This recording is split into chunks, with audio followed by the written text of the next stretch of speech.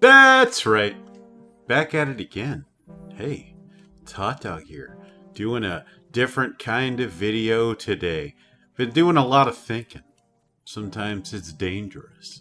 Thinking about movie collecting. I don't know if you guys know that I do that to all of you who watch. But yeah, just doing a lot of thinking about all the movies that I buy and whatnot, and being a collector, what it means to be a collector. So I'm sitting there thinking, and I recently realized, hey, the Severance sale came and gone. They did like a halfway to Black Friday sale a few weeks after Vinegar Syndrome's, and I didn't care. It's a weird feeling to not care about a sale that I normally would look forward to. Severin is easily one of my favorite boutique labels. I love their label, even though I don't own a ton of their films. I have more Vinegar Syndrome stuff, but pound for pound, I love Severin films so much. I think about it, and they're probably the biggest reason why I have such a love, that's not the word, an appreciation for Italian cinema that I do. Obviously, the film Night Killer that I talk about all the time, but plenty of other stuff too they release, like Italian Terminator 2, Cruel Jaws, aka Italian Jaws 5. All kinds of fun stuff. They're just such a great label. Vi they released as well. And it's always surprising to see what they're going to release. And I just couldn't care less about the sale. And I was asking myself, man, that seems weird for me to not care about a sale from one of my favorite labels. I started thinking, why? Was it poor timing? We just had Vinegar Syndrome do their sale. Target just had a sale. A few other labels also had a sale. I started thinking about that too. Vinegar Syndrome, I spent a ton of money on. If you didn't see the unboxing video, there's way too many movies in that picture. Granted, I'm glad I made those purchases, but I asked myself why there too. Why am I buying a bunch of movies that I haven't heard of? I'm sure a lot of us can relate to that, right? That's kind of what we do. We pick up movies. Some of us are smarter, though, and preview these movies without making a $30, $25 investment. But that's part of what we do, is we look and we seek out these hidden gems for stuff that's going to appeal to us because we love the genre so much, and by extension, we love the hobby. So I pick up all these Vinegar Syndrome things because I realize, oh, they're limited. This is limited. This is limited. Which urges me, and I'm sure a few other people too, to spend much more money than they anticipated. I come from a background of collectors. My father, big time collector of cards and comic books. He's who got me into comics.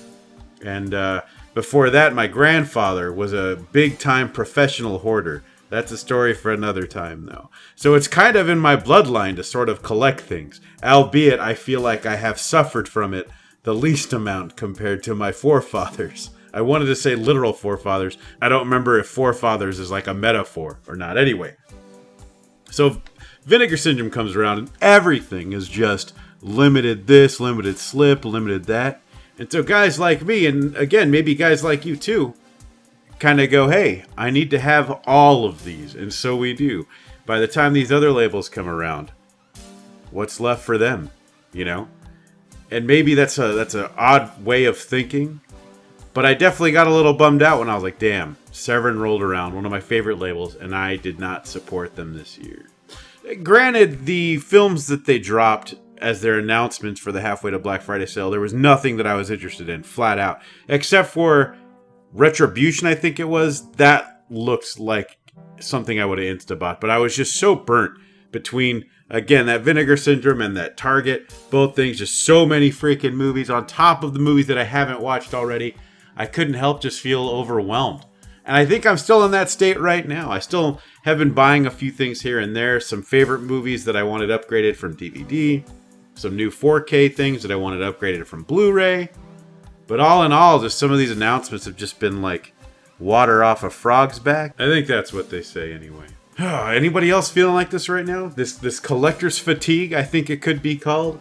There's just so many things all the time. How do you keep up, man? I got rid of Facebook recently. That got rid of a ton of label announcements. I was following a bunch of great indie labels, so I'm definitely a little out of touch lately with what's out and who's doing what. And that was kind of clutch. I know there were some newer labels specializing in some obscure Japanese stuff. SRS Video, another great label that I'd love to throw more money at. but then my money gets all tied up in all the other stuff that I'm already getting. There's so many labels, and it's kind of the best time to be alive, right? Because we have so many options. But at the same time, man, it's a lot to take in, right?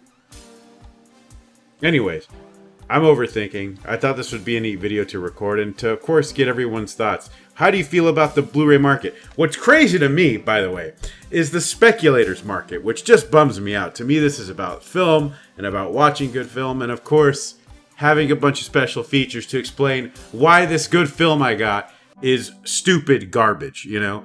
Have it from everyone's angle, please.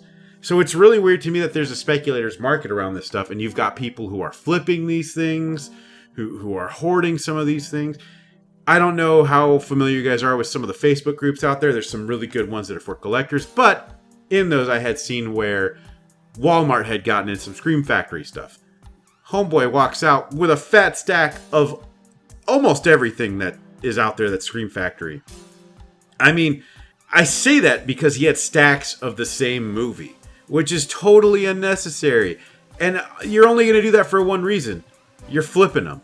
And I can't stand that. And there's people that say, oh, it's their money. They're going to do whatever they want to do with it. Yeah, that's true. But at the same time, I like to think of this hobby as being for all of us, right? There should be some kind of fairness in that, like some kind of honor, you know, like honor among thieves, some kind of code of ethics that is for all of us, for the good of all of us, that we won't be a douche and buy 12 copies of a certain movie because it's out of print, you know?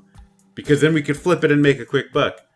And again, yes, the argument is it's their money, free market, blah, blah, blah. But at the same time, I like to think of all of us, collectors-wise, of course, as some kind of community. Whether or not we are or not, or how we bond, that's a whole other thing. But to me, we all share this hobby because of a similar love. I think we're not commodifying this. I'd like to believe and imagine that, but I think it's up to kind of all of us to sort of not cheapen this, not ruin it for everybody. This rant turned into something else. Maybe I won't upload this. Maybe this is a terrible idea. I don't know. Of course, let me know your thoughts. I'm just venting. But thank you for watching. I'm your host, Full Custom Hot Dog. You can follow me on Twitter. It's Full Custom Hot Dog without the last O, because that's just too long for Twitter. So, thank you all for watching, and until next time.